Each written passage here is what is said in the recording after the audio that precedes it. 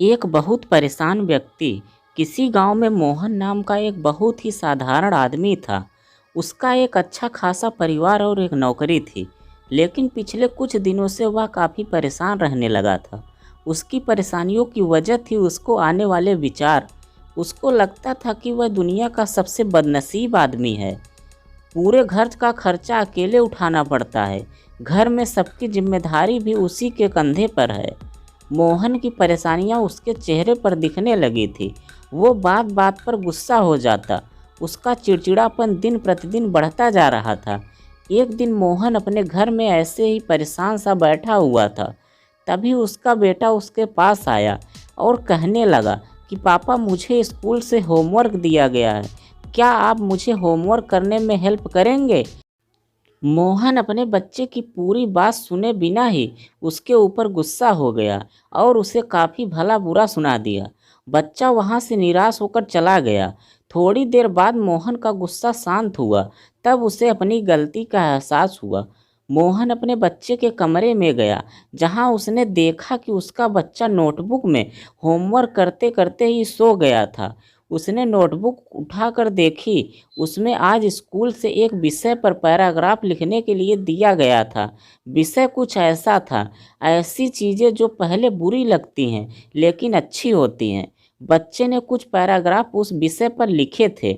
मोहन उस नोटबुक में लिखे को पढ़ने लगा। बच्चे ने कुछ इस तरह से लिखा था, मैं उन परीक्षाओं का धन्यवाद करना चाहूँगा जो पहले मुझे बहुत बुरी लगती थी, लेकिन बाद में मुझे समझ आया कि उसके बाद ही छुट्टी आती है। मुझे बीमारी में खाई जाने वाली सभी दवाइयाँ कड़वी लगती थी, लेकिन बाद में समझ आया कि उन्हीं दवाओं की वजह से मैं स्वस्थ हो पाता था और बाकी सभी चीज़ों का मज़ा ले पाता था। सुबह सुबह बजने वाला अलार्म मुझे अच्छा नहीं लगता था, लेकिन मैं बाद में समझ पाया कि उसी अलार्म की वजह से मुझे सुबह जल्दी उठने की आदत लगी और वही अलार्म ही मुझे ज़िंदा होने का एहसास दिलाता है।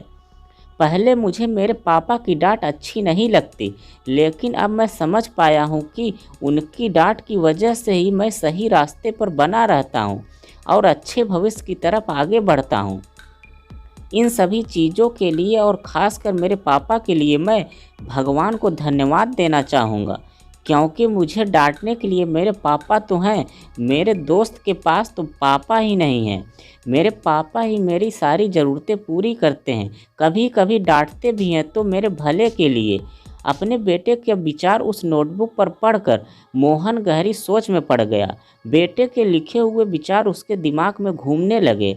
उसे लगा जैसे वह कई दिनों से किसी गहरी नींद में सो रहा था और यह नोटबुक पढ़ने से उसकी नींद खुल गई हो।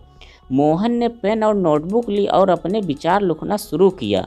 मोहन ने लिखा कि मुझे अपने घर का सारा खर्च उठाना पड़ता है। इसका मतलब है मेरे पास एक बहुत अच्छा घर है और नौकरी भी। यह उन लोगों से कहीं बेहतर है जिनके पास घर या नौकरी नहीं है।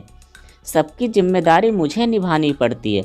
इसका मतलब है मेरे पास अपना एक परिवार है। मतलब मैं उन सभी लोगों से ज़्यादा खुशनसीब हूँ जो अकेले या अनाथ हैं।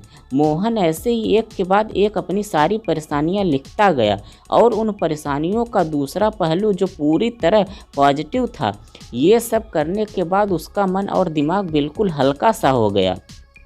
उसे लगा जैसे जिन्हें वो परेशानी समझ रहा था वो कोई परेशानी थी ही नहीं।